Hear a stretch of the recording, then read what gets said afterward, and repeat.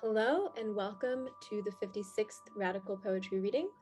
I'm Malva Kajali, Special Projects Associate here at The Rail, and today I have the pleasure and privilege of welcoming the wonderful poet, curator, and artist Anaïs Duplan, who has lovingly curated a fantastic lineup of poets and readers featuring Hazem Fahmy, Aristilde Kirby, and Fargo Nissim Tbakhi. A few quick notes before we get started. We'd like to start by thanking the Dermot Company for supporting this month of the new social environment. You can learn more about them and the Rail's curatorial projects at 66 Rockwell through the links in the chat. I'll drop them really shortly. We've started out all of our events here at the Rail with two important acknowledgements. The first is that here in New York, we're on Lenapehoking, the unceded land and waters of the Wappinger, Canarsie, Munsee, and Lenni Lenape people of the Delaware Nation and the Shinnecock Indian Nation. The second is an acknowledgement that Black Lives Matter, and it's worth remembering that the heart of both of these acknowledgements is a commitment to the liberation of the oppressed and solidarity for all those who struggle for freedom, in recognition that when it comes to our liberations, our histories never unfold in isolation. That thought coming from the wonderful Angela Davis. In that spirit, I'll be dropping in the chat a living document of resources and actions. Feel free to check it out. But now it's my honor to welcome our wonderful poets of this lunchtime. Queer Palestinian American performance artist Fargo Nissim writing can be found in Strange Horizons, Apex Magazine, The Shallow Ends, Mizna, Peach Mag, and elsewhere. Oh, are you not getting audio? Can everyone hear me? Brilliant, okay. So sorry to interrupt that. So Fargo's writing can be found all over the place in Mizna, Peach Mag, and elsewhere. His performance work has been programmed at Outsider Fest, Intersection Solo Fest, the National Queer Arts Festival, and has received support from the Arizona Commission on the Arts. He was last seen gracing a radical poetry reading curated by Kyle Carrero Lopez, which spotlit the long legacies of Black and Palestinian solidarity. And wow, here he is again. He's joined by a constellation of given human category poet. Aristilde Kirby has published chapbooks with Belladonna, Black Warrior Review, and Best American Experimental Writing. Her latest, Daisy and Catherine Squared, is forthcoming just next month with Auric Press. It has a very lovely light pink cover. I'll drop a link in the chat. She's joined by writer and critic from Cairo, Hazem Fahmy, who runs the media criticism newsletter Zam Zoum on Letterdrop.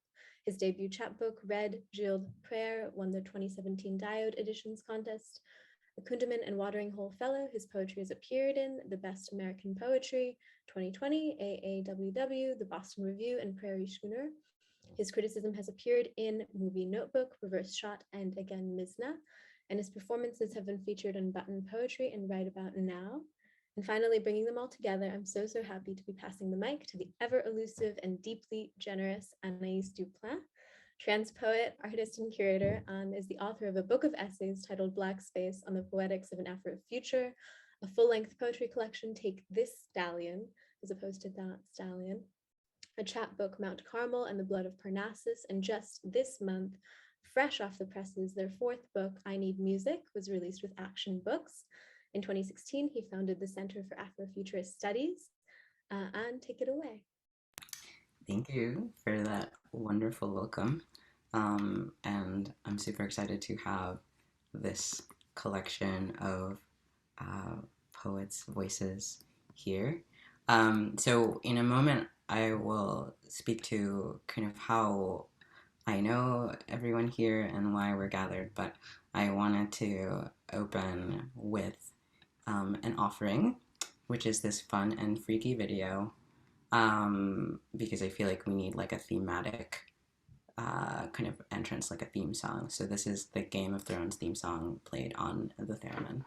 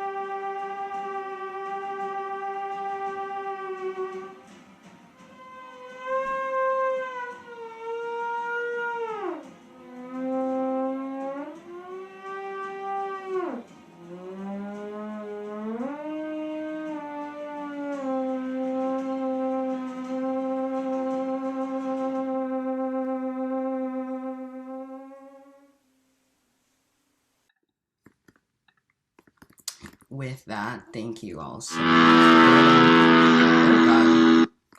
Oh, okay. So I know these poets in a mix of ways. They're all folks whose work I have admired and followed for a long time, and I had the joy of reading with Eris and Fargo a few days ago for my book launch, around a picnic table in the back of Transpicos, while the wind was sort of blowing away the pages that Fargo and all of us were trying to read. It was very beautiful and intimate. And Hazem's work I've had the joy of helping to publish because I think it's really beautiful and wonderful.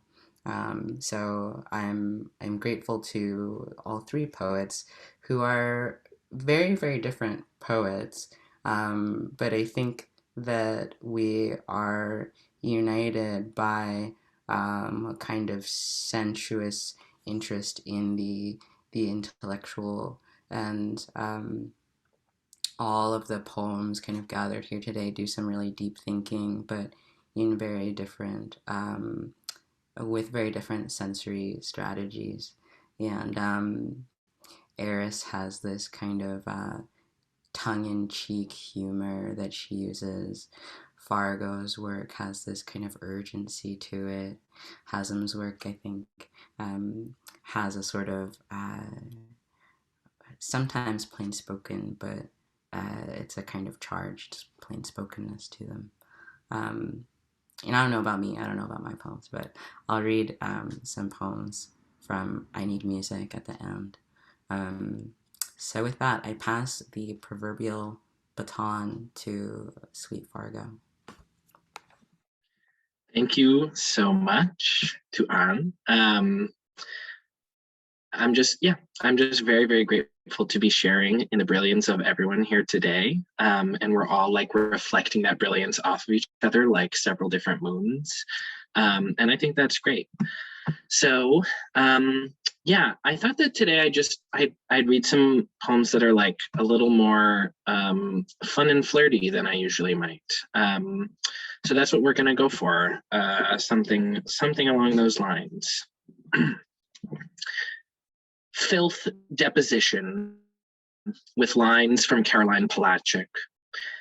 Tell me how I am usurped by the meaning of files, sweet face transfigured into unbeautiful text, only becoming what you're afraid of. Animal, unreleased but roaming anyway. Domestic bliss, my presence in tunnels. Financial ruin, slitting crosshatched through headlines, sightlines, landlines, ley lines, and you cannot tell where the expiration of soil is printed, with what ink, swirling delightfully desirous all over me. I am a scrounged collection of sentences that begin with I am but never finish. I am made of what night is made of, absence, etc., lack, etc., a substance in opposition to light. What can I not gobble up and disappear? I destroy for you. I am destroyed for you. I cease to begin my sentences with I am for you. Certainly the humble facilitator of interrogation appreciates this. In the void of text, he gives me a sticker, turns on light of unbearable color. This a tactic for diffusion, strategy for displacement of the night. Certainly I thank my licky stars, narrow bars and electric fences, bend light like bodybuilders and iron, hypervisibility in the church of narrowness. My voice, the texture of gasoline begging humility, get in me like a secret and stay put. Intra-department slash fic, my predictable, despicable shtick, begging, etc., pleading, etc., promising to squawk. I open another can of worms to loose them on the graves. Hurry along, decomposition. Hurry along, return to earth. Hurry, resurrection, etc., retribution, etc., an incendiary clown act, a unionized mime troupe pretending to run into the door, which isn't there, revealing this way that doors are only agreed upon, collectively decided in the relations between me and you, constructed with spit and elbow grease, extracted with a tiny oil drill, manufactured proboscis dipping sensually up and down, bowing, lowering its mighty head to run through the pretend door of my skin and drink, extractively, You dip into me financially, tenderly, I succumb to radar. My decision to fold creates a ping, pang, thumping pain in my tongue, threat, tang, and then I go beyond the visible frame, move like a cat with a half-life left, bloodlines, copper lines, airlines, eye lines, warping my velocity. I move like a poison. I move like a desperate scabbing mine. Invisible tools I agree upon myself. I move. Minesweeper, goodness seeper, cast out like a leopard. You drink out of me, I slink into you. Unlearning Palestine does not exist. The news comes quick, like a bird against the window pane. Thank God, I say, mopping the sweat from my brow, a tenor relief. I slip out of my clothes, set my house on fire, dance my way to the bank. Sorry, I explain to the teller, smiling sympathetically, I cannot pay for that loan, as I do not exist. Skip into the street, hop into a stranger's car. Hey, who took my car? Couldn't have been me. I don't exist. Sorry, sorry. Wrong nightmare. My face carefully frozen into an innocent's mask. Into the supermarket I go, grab armfuls of those little packets of chocolate donuts, waltz back out. Don't worry, to the cashier. Insurance will cover an act of God, if not a robbery. I seem to have developed a bad case of ephemerality. I don't think I will recover. Perhaps forget you ever thought you knew me. Farewell, RSVPs. Farewell, whooshing deadlines. Farewell, temporality. Hello, never. Hello, always. I spit gleefully on cars, throw rocks, bust open the fire hydrant, bust open the button down in the freezing cold. When my friends and family are angry with me, I simply walk away. Fiction does not owe anything to reality. I can't believe I ever thought myself a body. Can't believe I ever thought myself solid enough. Shivering in the cold when the electricity has gone, I remind myself, fiction does not owe anything to reality. My imaginary chest turning blue. But doesn't reality owe a little something to fiction? A bite to eat? Some warm water? Some cool water? After a while, I stopped sticking my tongue out at passersby because they stopped looking shocked. After a while, night soaks in and doesn't leave. Maybe I like it. Maybe it's too lonely. Maybe I shouldn't have listened to anyone that wasn't me. In the abandoned parking lot, each space is occupied by a single Palestinian, all of us looking straight ahead, no one touching, no solidarity with wisps, no community in illusion. I touch my face and wonder if I'm still there. The fly that won't leave me alone reminds me someone, at least, believes in me, and that I am sweet. That's enough. Enough. Enough.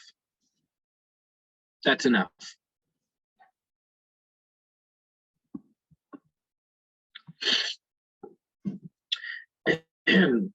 Stop! Stop, thief! You forgot something. I woke up today and I was glowing. I was positively radioactive.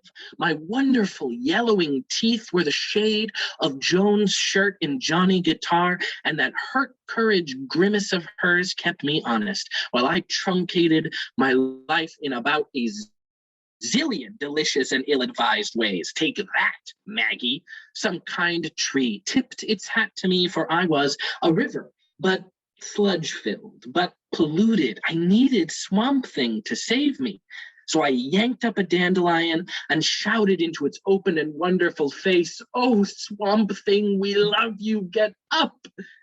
And he does, but only to reprimand me for my gleeful pilfering of other people's words. Liar, I say, thief, he says, and we kiss. I'm Tess to Swamp Thing's Danny Ocean in this exchange, though I don't really have the nose for it. Today has worked out better than my tea leaves indicated.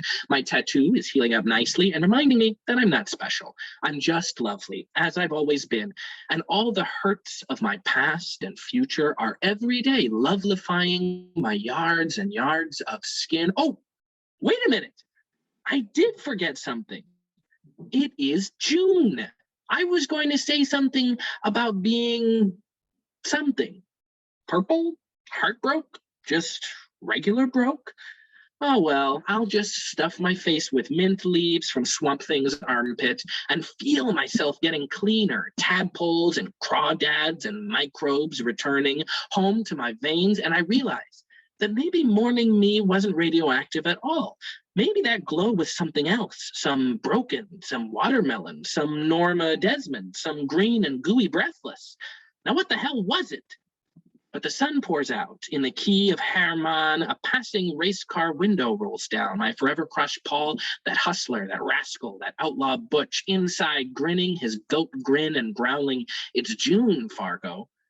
You aren't tired anymore. You're glowing because you're afraid." And I am afraid. I'm really afraid. I'm so afraid that I can't keep reading. I'm so afraid that someone else has to take over. And the only person that can possibly take over is the wonderful Aristilde Kirby. I'm sorry. Me? Fargo, you shouldn't have. Moi? I thought you were gonna die, so I was gonna swoop in and do my hero thing. I was gonna be like, oh, Fargo, I'll save you. I'll avenge you. With this fancy sword that I have, but plans change, I understand. And may you live a very long life for as long as you want to. So, you know, I can just show off my sword anytime, any day of the week. Hi, everyone. My name is Aristilde Kirby. Yeah, I am going to read. First of all, I just want to thank An for inviting me to this reading. I want to thank everyone at the Brooklyn Rail. I want to thank everyone who's here right now. It really means a lot to me to be back again. And yeah, I guess we can get right into it. Malvika, if you will. I'm going to read to you a poem called Entropics/Entities from my new chapbook that's coming out next month. It's called Daisy and Catherine Squared, or Daisy and Catherine 2. But I think that, yeah, so I'm going to do it slow.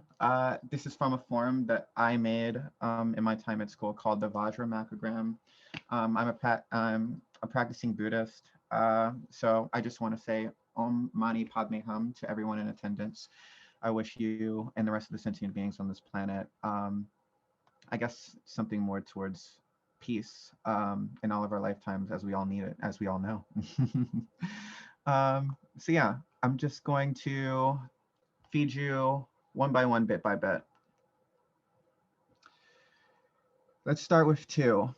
It's called Aquarelle for Lop Lop, for Max Ernst after Carolyn Lazard. 2. Learned color theory from the Max Ernst College of Koi Quarry's confetti flows. 4. Still Life by Asimic Milky Slug. Selfing Elven script likens birch bark as mown wax, formicates her snow shield skin. 7. Yuzu Days, or Chiri no Suzu. And Chiri no Suzu is it's like an old Sanrio produced movie about a lamb who learns how to become a wolf after his mother's killed. Where are you? Oh, there you are. Beep. Sun glistens limitly. Fanged Chirin herds cattle and naps in a fairy ring. 8.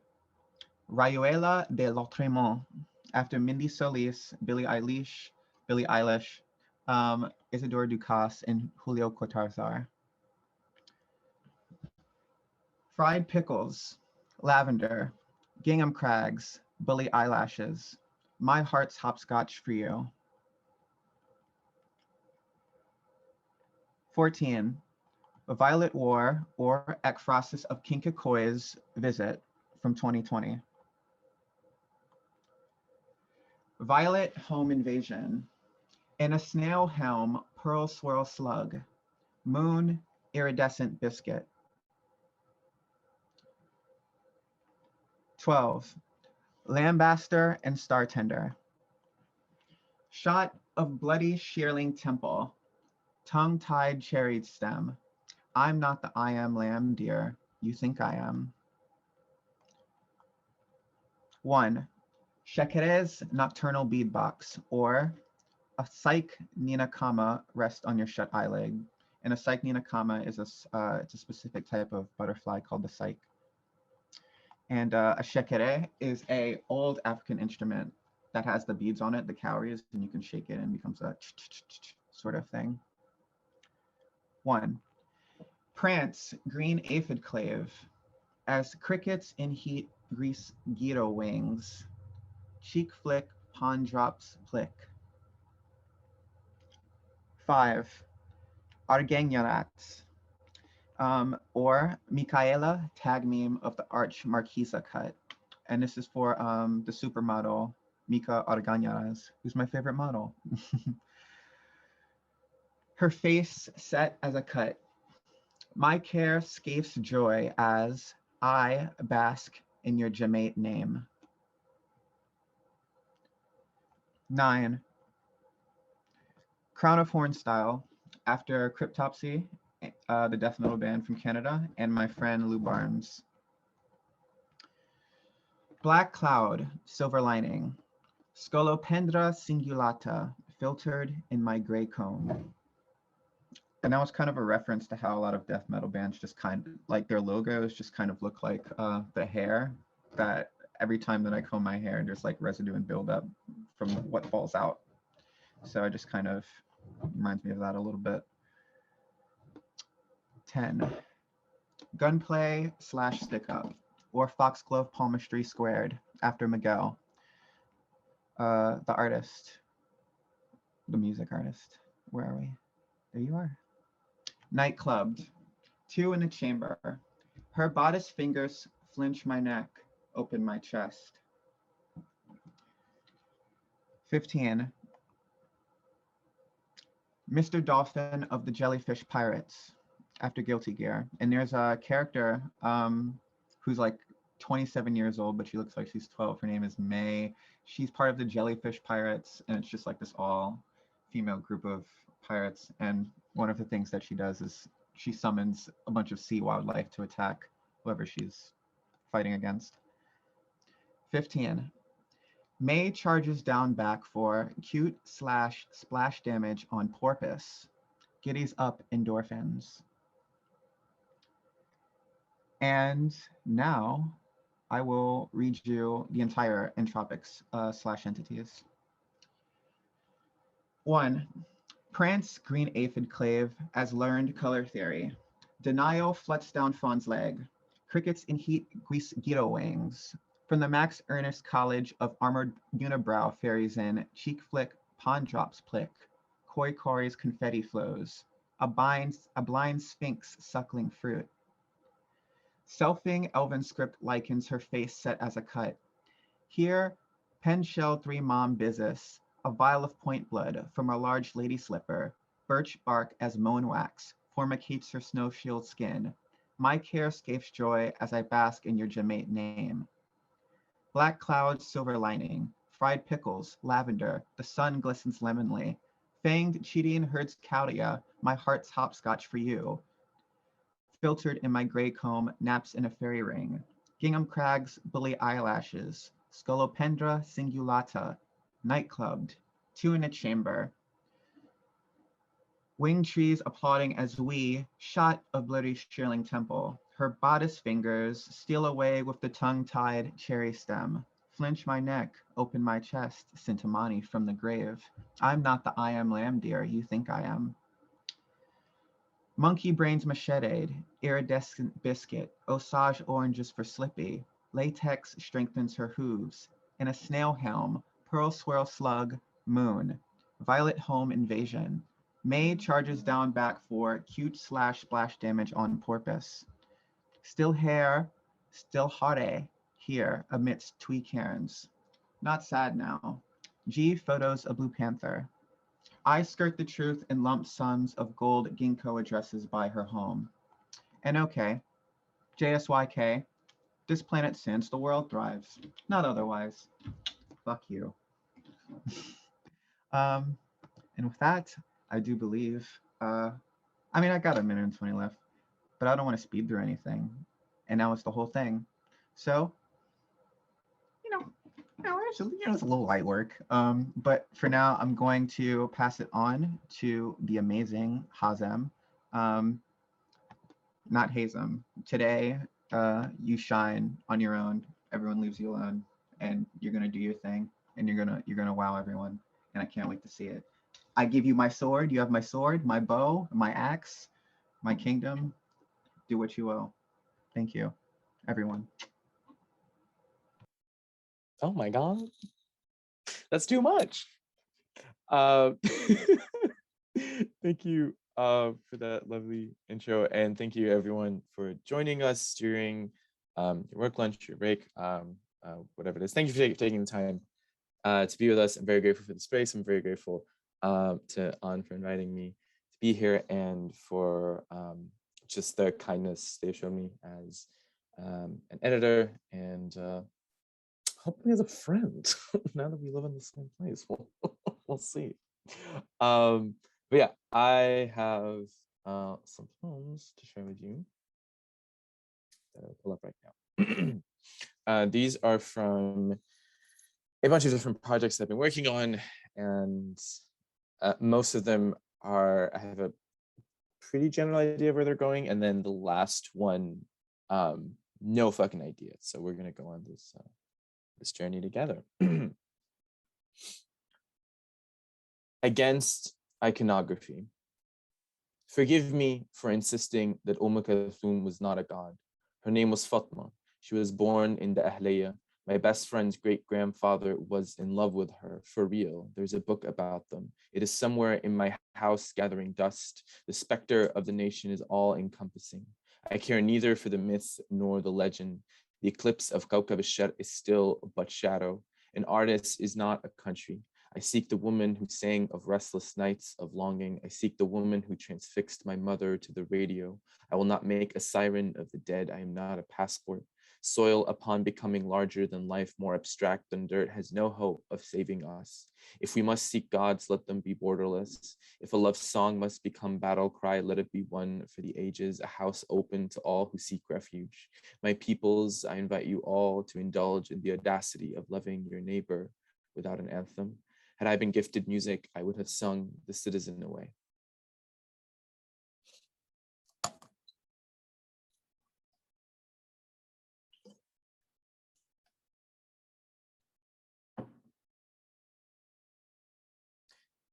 Any day a fascist could walk on my campus. Bright spring day, me and Ahmed sit on a bench after class, thankful to bid the rain farewell. Before we begin, an old man interrupts, something incoherent about Robert E. Lee, who I quickly gather rested on the empty pedestal mere feet from where I teach Arabic every day. His name still inscribed in the marble. He rambles on, and I want to cackle at his wrinkled face, ask about the irony of claiming to love this country in the same breath as a eulogy for its greatest traitors. But I stay silent, uninterested in the old man's teeth. Ahmed takes a diplomatic approach. 7 years in, he is still too new for this country, still holds steadfast faith in the art of persuasion. I held that hope once, it too was ironic. The clown would have you believe the sickness began with an idiot's flailing hands. Such is the trap of the unfaithful. Perhaps the greatest embarrassment to America is the liberal and his cowardice. Don't be coy. Say the names of this land's criminals. Say Obama was a charismatic bloodletter. Presidential is a fancy word for a fancy murderer. Empires don't run on clean hands. Curse the finger that launches the drones, that signs away Palestine. This is how the frontier becomes global, hence invisible. To forget the frontier is to forget the empire. If the frontier was birth, it is only natural that it lives with us. Hence, our schools become frontier, my campus a bloodbath. We are all dreaming of the end of the world, the thrill of oblivion. Call it what you will. Annihilation is seductive, afterlife for the doomed lamb. The time has come to excavate, so say it. I am a fucking American, so I am myth, contested territory, a land as a narrative, and not a pretty one at that. Never trust an American who will not admit to being American. The frontier is alive and within us. My torso a blazing landscape of galloping horses and cowardly men who wait for the night to do their bidding. My breath a torrent of fireworks indistinguishable from gunshots, the scream being the soundtrack to our dance, the stance being the terror of the terrified, the animal that knows no rest. Cursed are we for our mediocre memory, our bad faith. From dance we are reborn, and to dance we return. The allure escapes no one, an ungrateful gaze for days, years, half a millennium, if you let it.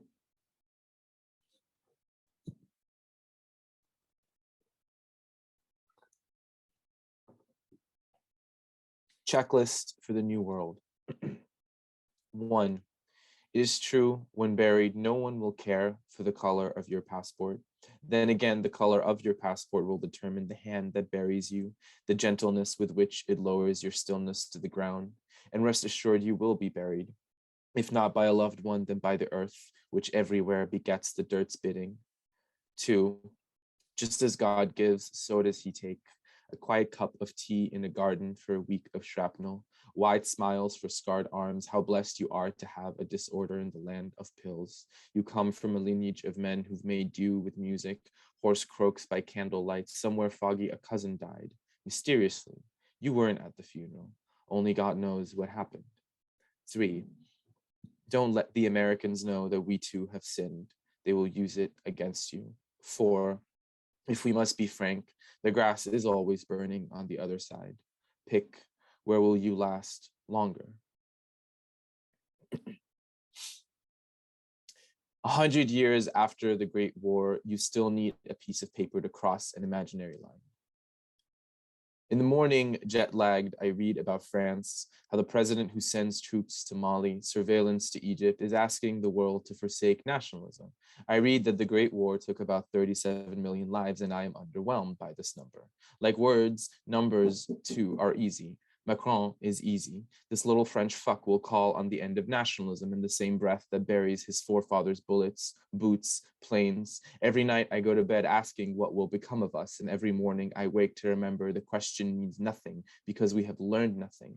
37 million is an underwhelming number. They called it the war to end all wars, and 20 years later, that shit got a sequel. Macron calls on the end of nationalism like a child asking for chocolate. Every night I go to bed asking, what did the Great War end? In due time, it will become another war, just as a continent can sink to the ocean floor. Someone will ask how it started, a dead duke, a colony on fire, a sweaty signature, and I won't even be there to answer. Semaphore. After all is said and done, find me a free speech patriot who'd let the flag burn. Like a rice field in a land so far away, a mother must wake in the dead of night to call her children. Say, this is the last fire you will ever know. Tomorrow the ocean will dry and you will walk across. Pick as many fish as your hands can carry. Every day I walk under the shadows of banners, fluttering tidal waves drowning the soil. The ground I walk will sink before I hear the surrender of the cord, the fabric falling to the earth where it belongs. But burial has never been sufficient grounds for justice. If every flag that ever was burned, where does that leave Kurdistan, Lumumba, Mandela, Nicaragua? Own it. Not every flag was sewn equal. The Palestinian flag is still a target in Palestine. When the Queen of Hawaii was forced to surrender her throne to invaders, how long did it take to raise the American flag? Asked years later, her niece said it was bad enough to lose the throne, but infinitely worse to have the flag go down. In Cairo, every instance of unrest brings a flood of red and black and white, a torrent of golden eagles vacating the streets. After all is said and done, who am I to deny a calloused hand the cloth that gives it voice? I am not Xerxes before the river, intoxicated with possibility. I am drunk on New Year's, my friend in my arms telling me how happy she is. I am home, knowing this zeal always has a cost, even if we don't pay it. And my last poem is untitled, part of a, like I said, a project very much in development. Unsure where it's going, but let's see what happens. At the rope's end of my desire was a violent urge to witness, A horizon of pyramids, graveyard of kings, armed monks marching upon a citadel, the bodies of dragons raining down from the sky, the swords of knights melting into the earth, a king bowing down to a peasant only to be slapped senseless, the taste taken out of his mouth, the transfiguration of concrete into roses. In the beginning of my grief, there was a compulsive desire to become the patron saint of the nightcap, the flat tire, the endless highway, a single member of a procession that could choke an avenue, a house of unbridled spirits, offering a kingdom of poison ivy, a wreath of rosebud becoming obsolete.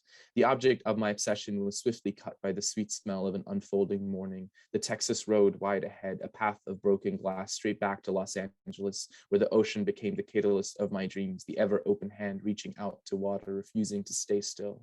All shorelines are but miles away from islands of garbage. What a criminal we have made of the sea, that thief of the trembling body, enemy of flight. My struggle distilled becomes little more than the wish to watch a sunset and know the day to be one of many, to not concern myself with the flight patterns of pterodactyls. I long instead to conjure the memory of the God King of God Kings, unmake its very utterance. Thank you, everyone. It is my immense pleasure now to introduce An and let them take it away.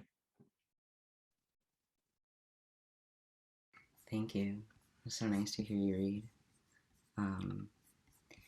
Okay, well, I guess I'll read some poems as well. Go on, go, says Fargo. Oh, of course I had this pulled up and then it went away. I'm going to read some poems from I Need Music, and in particular, well, I should say that I was experimenting in I Need Music with ways of kind of writing on about nearby the work of other artists and trying to make space both for thinking deeply about their work and also for responding. So this particular section is in response to the work by the performance and visual artist Sean Leonardo, and in particular his Central Park 5 series, where he takes kind of media images around kind of scenes of police brutality, either on the street or in the courtroom, and removes kind of central parts of it, either people or, you know, he has a piece that's a recreation of an image of George Floyd's murder, but just the trees. And I think his work is sort of inviting us to look more deeply at these moments. So what I'm responding to in this section is a courtroom image. I was about to say, why would one sit in a courtroom with your head in your hands? I'm not sure that's totally right, but we'll go with that for now. I find myself suddenly wondering how I would render this figure by I can hear the black bodies chirping. Similarly, I need to delve into this particular image and grab the pieces and move them around. It's a kind of purging. I don't really mind separating the existing figures out into littler figures. The justice system acts in just this same way. Multiple police officers crowded around their capacity for pleasure, the willingness to be in a sort of genre hell lovingly for some time until sense returns around a new theme, change and disengagement. There have to be limits to the creative activity, something linking me back to the activity of writing, such as the imperative to leave the hands in contact with the weapon. It's difficult to make a mental image of where we need to go as a culture. It's time, in other words, to take the next step. If writing poems is letting go of the aboutness of a sense of putting coherence to an image, what does it do to you that you can't possibly touch what's right? It's inherently uncomfortable to not feel where a narrative is going. An uprising, as it should be said, is without cause or reason. Central Park and other parks around New York City have witnessed a large amount of crime, not least the crimes by police against young Black men for not doing much of anything. Tell me what your credentials are, the police might ask. The kind of synthesis of order and chaos in this here meeting. In fact, I can find that exciting. There was somebody flippant, almost unprocessed in my words before. First, what gesture, what emotion? The psyche is ever in need of new words, gonna discover it within certain limitations. Being a churched individual, for example, that doesn't make any sense. Devotional texts really are in your head. I myself am guilty of feeling anger at Black men seen to be doing not a single thing. That's why they mean limitation breeds creativity. The charcoal and multiple blacks and grays, not only these hues come into focus, the psyche states, the roundness of it, and its incorporation of most beliefs, if not all, or rather to create erasures by eliminating certain erasures. One has to believe that this lack of free play and lack of regulated play is showing up in other facets of our society.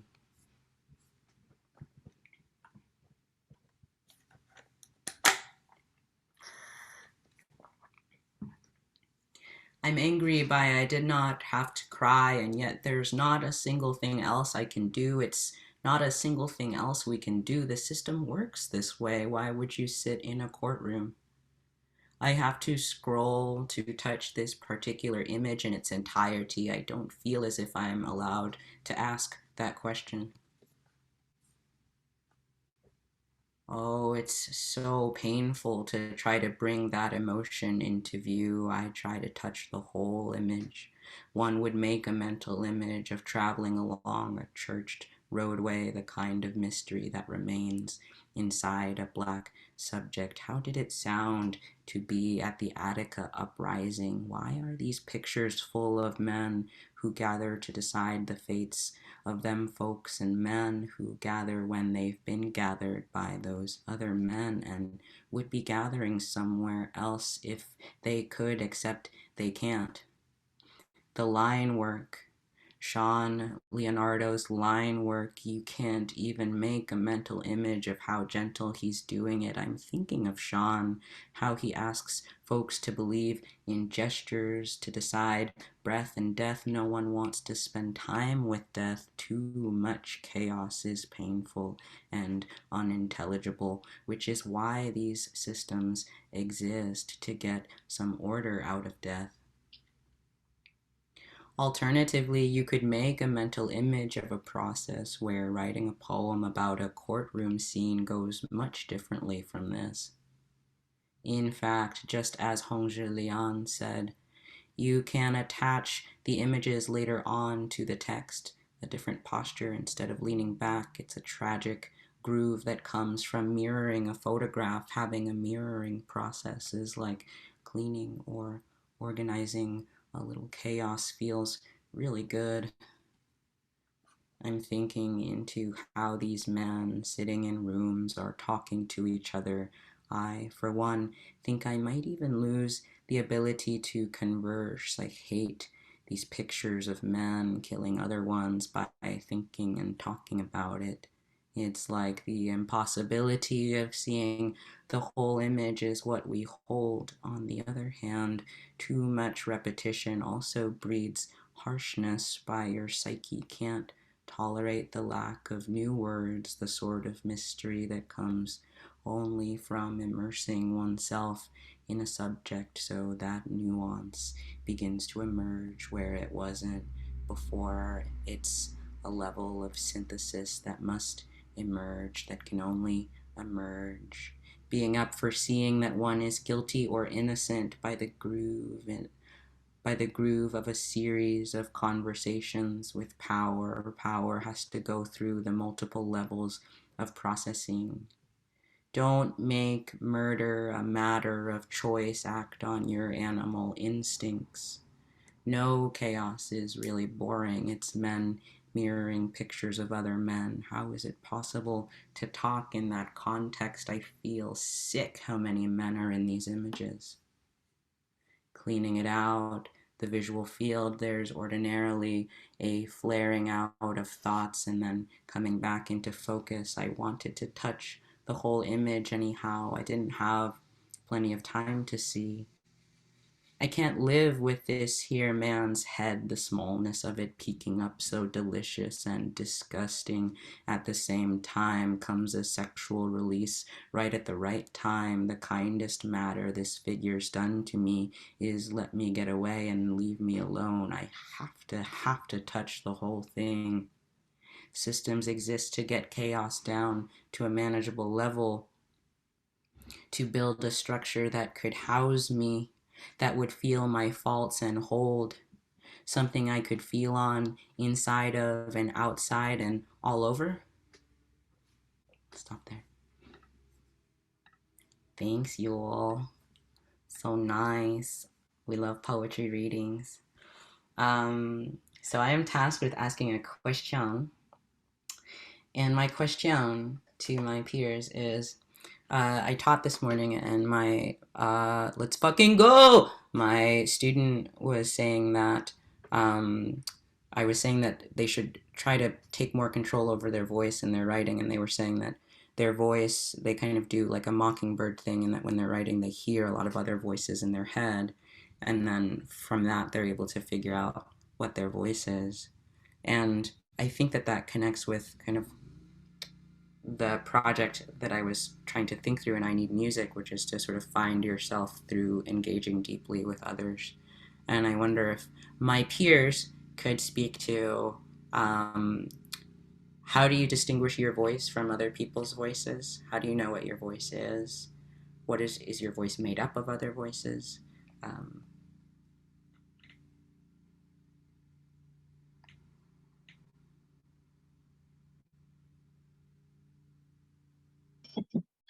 This is a good question. And I will say that I have no idea. And it's really interesting, and I feel like the idea of voice, of having a singular voice, is something that I hear a lot, especially in poetry spaces, and in like the sort of ideas of like developing your poetry, right? So much of the goal, especially for young writers, sort of like self-expressing this goal of like, I want to find what my voice is. And I've also felt like that same kind of thing where I'm like, oh, I don't know. Like I look at all my poems in there and I can't sit down and understand like what my voice is going to be in a poem. And so I think for me, I've sort of like more and more been letting go of that idea and pressure, just because for me, it doesn't like help me with anything. And I think partially it also comes from like, for me, coming from performance, where like the idea of having a singular voice, it doesn't make any sense, right? Like you kind of adopt the voice that a particular piece with particular structures or interactions or movements requires.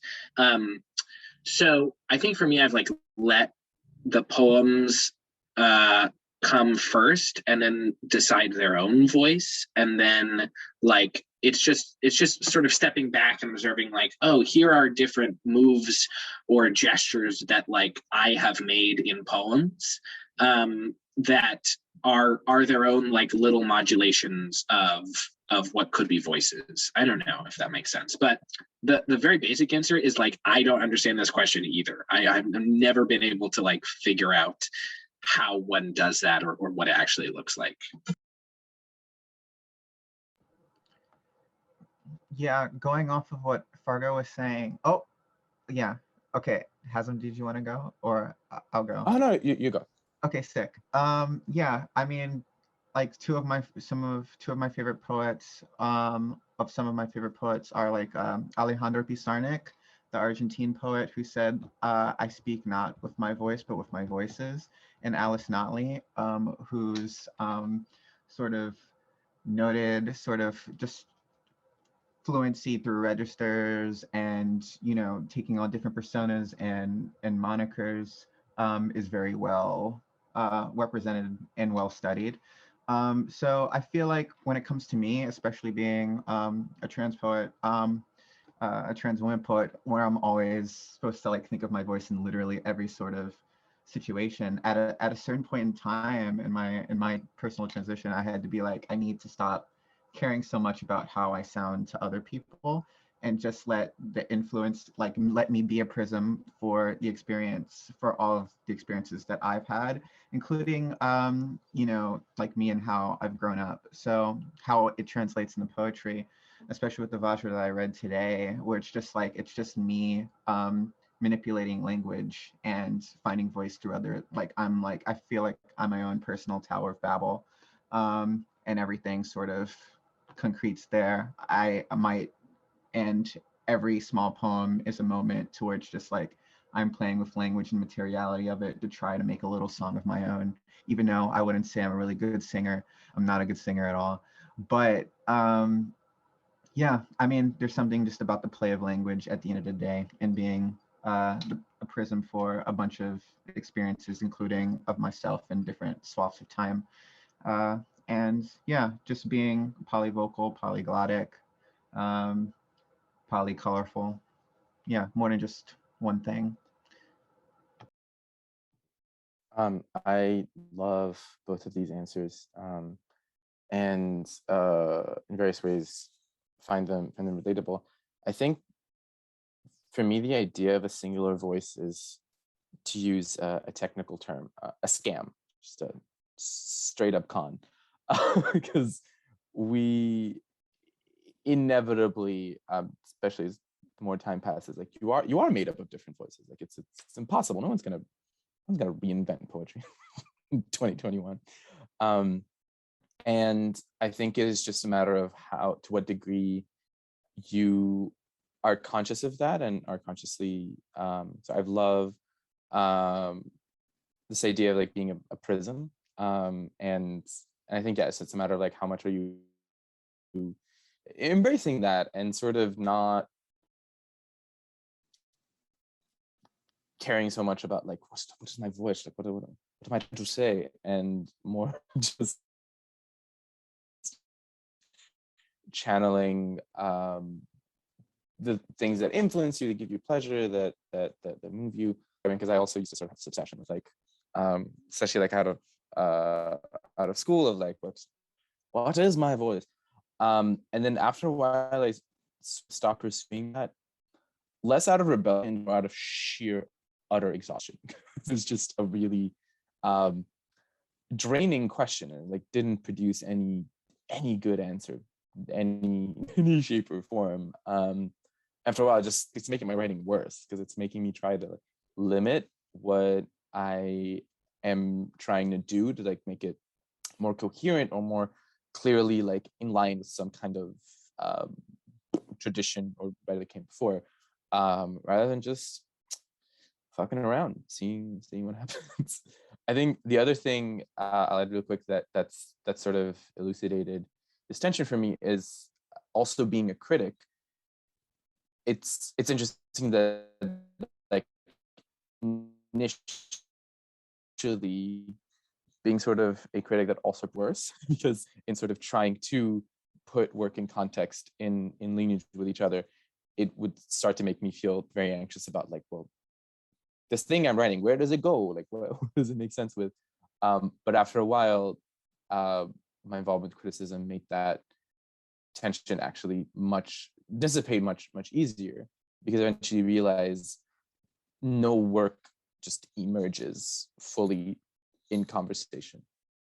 The thing comes out, and then it finds life, and then it finds what it's speaking to, what it's connected with.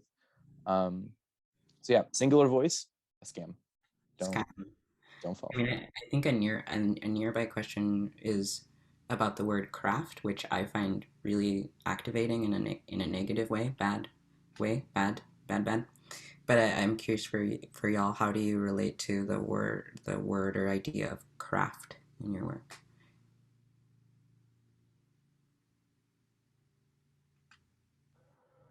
Sure. I mean, I'll speak on it for a little bit.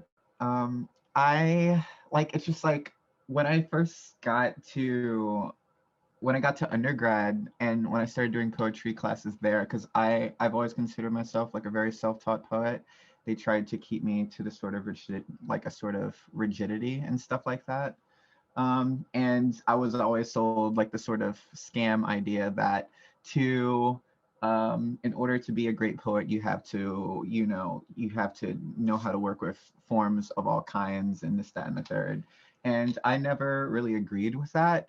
But at the same time, I thought there was something to, I don't know, like the patterning that form gives. And, and I come from, I guess, a sort of background of like French symbolism and like, or even like the letterist, where it's just like, we're going to try to make our own language, we're going to try to make our own forms. So that became very important to me when I was trying to devise what the Vajra macrogram was, because I didn't think that I was trying to adhere to or cleave to another person's idea of what a good form is, or what a good idea of like what meter is, or anything like that. It's just like, this is for me. And something that, gave me inspiration was the word Vajra, which means thunderbolt, and a diamond at the same time. And so when I thought about that, and I thought about how, say, pearls and oysters are generated by a little irritant being put inside the craw of their shell and them forming a calcium deposit around it, which makes the pearl. It's like form is, it's not this extremely, it doesn't have to necessarily be this extremely super artificial, imposed sort of thing. It's more of, it's something that you create of yourself. So yeah, craft, yeah, I don't know. I feel like I have a complicated relationship to it, but I'm still in many ways trying to find my own way with it. Yeah, I absolutely agree. And it actually feels like it is nearby and related to what we were just talking about with regards to voice, which is that I think there's like the idea of craft as like a product or a set of like agreed upon strategies that you learn at particular institutions, and that also by doing that you get your voice, right? That like it's very wrapped up to me in sort of the like MFA industrial complex in a lot of ways, which I think just has particular ideas of craft that also are regulatory ones, right? They're ones that I think kind of lead in general to a lot of folks having very similar approaches to the idea of craft or the idea of voice, right? Where like I feel like you can look at sort of any couple of year period in the last couple of decades and be like, well, this was like the popular voice at the time, which I think in a lot of ways also is like a market consideration, right? It's like what is particularly profitable at a certain time. And I also, yeah, like I've taken like one poetry class ever, right? So I don't have that kind of same like lexicon, which I'm not saying is like, and so I'm like a rebel outsider, man. Like I don't fuck around with that regulatory craft. But it's just to say that I prefer the idea of kind of, as you were saying, Aris, like the idea of craft being a personal or collective thing that you build together as like, what are the sort of intentions, what are the like practices or rituals with which you move towards a poem or with a poem, and that also like there's not just one, right? That like the craft, I mean, the craft from one poem to the next can vary like greatly, and it can also be very it can be very encompassing. Like part of my craft for a poem might be like just leave it alone and like go take a bike ride, so just thinking of it rather as like a set of like a big toolbox that like you kind of like pick and choose and add things to for each what each poem requires, the same way that for each poem like you try on different voices and see which one fits, see which one like can chew the language the easiest. But Also love these responses. I think, yeah, for me, I completely get your reaction, because I think usually when I hear craft, I just have this like immense sense of anxiety. I think, sort of going off of Fargo was saying, I think for me, it's because like usually when the term craft is being used, it is not actual like what the actual word means, but it is like the craft, capital CTM. It is the techniques you will learn in a course, and you will then put in your poems, and then the craft TM is expensive. She's she's pricey. She will cost you an arm and a fucking leg. But anyway, moving on from that. Whereas I think where I want to go sort of as a writer who is intrigued by form and who has found a liberatory potential in form is to break the word craft away from that, all that nonsense, and to kind of move towards and thinking of craft in a general sense, not as a definite pronoun, but you know, when you approach a poem, what is the craft going on there? When you think about your own methods of writing, your own schedule, like that is a craft. Like I love Fargo's example of going to take a bike ride, because yeah, you don't have to wake up at fucking 6 a.m. every day and for an hour in order to have true craft.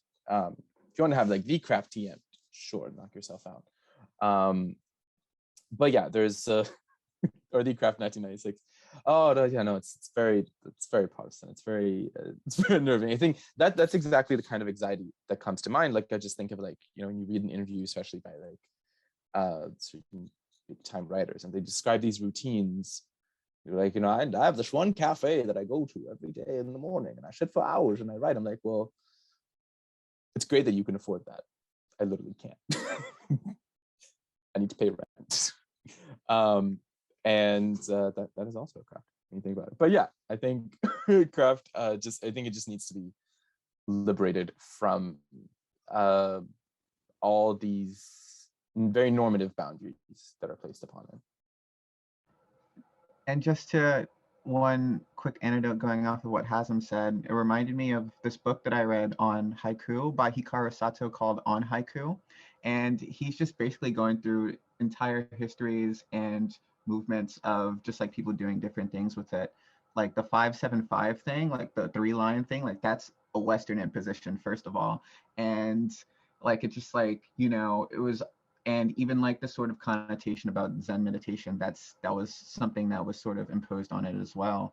So it's just like the whole purpose of that book is that like the haiku has never been at any one point this really static thing. Like at the very genesis of it was that they were making short poems to joke around with each other. And that's what they had to do to entertain themselves at the time.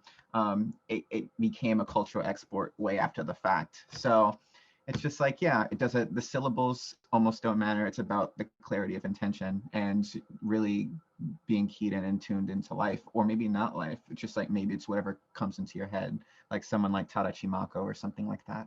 But yeah.